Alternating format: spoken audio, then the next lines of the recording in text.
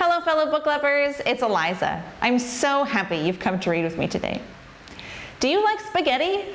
In today's story, Strega Nona has a magic pasta pot that can cook pasta all by itself. But a boy who helps her doesn't listen to the rules very well and ends up making a big mess. Who can help him fix his mistake? Let's travel to a town in Italy to find out what happens to Strega Nona and her magic pasta pot. Strega Nona, an original tale written and illustrated by Tomie dePaola. In a little town in Calabria a long time ago, there lived an old lady everyone called Strega Nona, which meant Grandma Witch. Although all the people in town talked about her in whispers, they all went to see her if they had troubles. Even the priest and the sisters of the convent went, because Strega Nona did have a magic touch. She could cure a headache with oil and water and a hairpin. She made special potions for the girls who wanted husbands. And she was very good at getting rid of warts. But Strega Nona was getting old, and she needed someone to help her keep her little house and garden. So she put up a sign in the town square. And Big Anthony, who didn't pay attention, went to see her. "Anthony," said Strega Nona, "you must sweep the house and wash the dishes. You must weed the garden and pick the vegetables. You must feed the goat and milk her. And you must fetch the water. For this, I will give you 3 coins and a place to sleep and food to eat." "Oh, grazie," said Big Anthony. "The one thing you must never do," said Strega Nona, "is touch the pasta pot. It is very valuable, and I don't let anyone touch it." "Oh, si, yes," said Big Anthony. And so the days went by. Big Anthony did his work, and Strega Nona met with the people who came to see her for headaches and husbands and warts. Big Anthony had a nice bed to sleep in next to the goat shed, and he had food to eat. One evening, when Big Anthony was milking the goat, he heard Strega Nona singing. Peeking in the window, he saw Strega Nona standing over the pasta pot.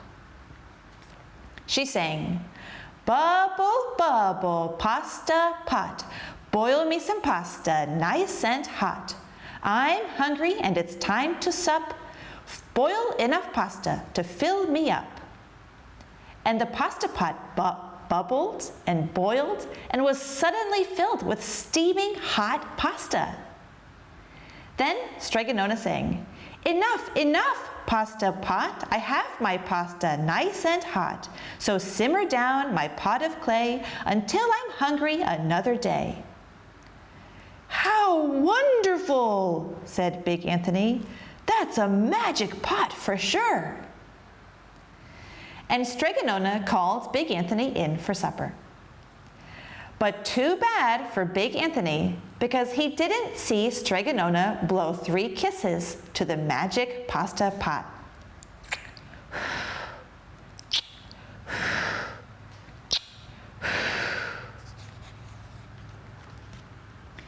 And this is what happened. The next day, when Big Anthony went to the town square to fetch the water, he told everyone about the pasta pot.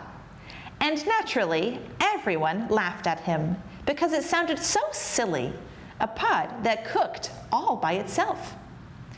"You'd better go confess to the priest, Big Anthony," they said. "Such a lie." And Big Anthony was angry, and that wasn't a very good thing to be. "I'll show them," he said to himself. "Someday I will get the pasta pot and make it cook, and then they'll be sorry." That day came sooner than even Big Anthony would have thought, because 2 days later, Strega Nona said to Big Anthony, "Anthony, I must go over the mountain to the next town to see my friend Strega Amelia. Sweep the house and weed the garden, feed the goat and milk her, and for your lunch there are some bread and cheese in the cupboard. And remember, don't touch the pasta pot. "Oh, yes, yes, Strega Nona," said Big Anthony. But inside he was thinking, "My chance has come." As soon as Strega Nona was out of sight, Big Anthony went inside, pulled the pasta pot off the shelf, and put it on the floor. "Now, let's see if I can remember the words," said Big Anthony. And Big Anthony sang, "Bubble, bubble, pasta pot, boil me some pasta nice and hot. I'm hungry and it's time to sup, boil enough pasta to fill me up." And sure enough, the pot bubbled and boiled and began to fill up with pasta. "Aha!" said Big Anthony, and he ran to the town square, jumped on the fountain, and shouted, "Everyone, get forks and plates and platters and bowls! Pasta for all at Strega Nona's house! Big Anthony has made the magic pasta pot work!" Of course, everyone laughed, but ran home to get forks and plates and platters and bowls, and sure enough, when they got to Strega Nona's, the pasta pot was so full it was beginning to overflow. Big Anthony was a hero. He scooped out pasta and filled the plates and platters and bowls. There was more than enough for all the townspeople, including the priest and the sisters from the convent. And some people came back for 2 and 3 helpings, but the pot was never empty. When all had had their fill, Big Anthony sang, "Enough, enough, my pasta pot. I have my pasta nice and hot, so simmer down my pot of clay until I'm hungry another day." But, alas, he did not blow the 3 kisses. He went outside. To the applause of the crowd, Big Anthony took a bow. He was so busy listening to compliments from everyone that he didn't notice the pasta pot was still bubbling and boiling until a sister from the convent said, "Oh, Big Anthony, look!" And pasta was pouring out of the pot all over the floor of Strega Nona's house and was coming out the door. Big Anthony rushed in and shouted the magic words again, but the pot kept bubbling. He took the pot off the floor, but pasta kept on pouring from it. Big Anthony grabbed a cover and put it on the pot and sat on it. But the pasta raised the cover and Big Anthony as well and spilled on the floor of Strega Nona's house. "Stop!" yelled Big Anthony. But the pasta did not stop, and if someone hadn't grabbed poor Big Anthony, the pasta would have covered him up. The pasta had all but filled the little house. Out of the windows and through the doors came the pasta, and the pot kept right on bubbling. The townspeople began to worry. "Do something, Big Anthony!" they shouted. Big Anthony sang the magic song again, but without the 3 kisses, it did no good. By this time, the pasta was on its way down the road, and all the people were running to keep ahead of it. "We must protect our town from the pasta," shouted the mayor. "Get mattresses, tables, doors, anything to make a barricade." But even that didn't work. The pot kept bubbling and the pasta kept coming.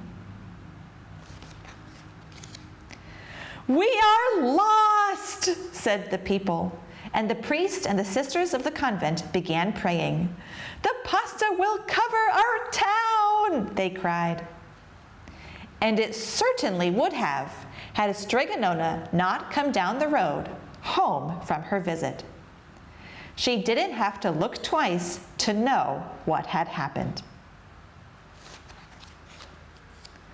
She sang the magic song and blew the 3 kisses, and with a sputter, the pot stopped boiling and the pasta came to a halt.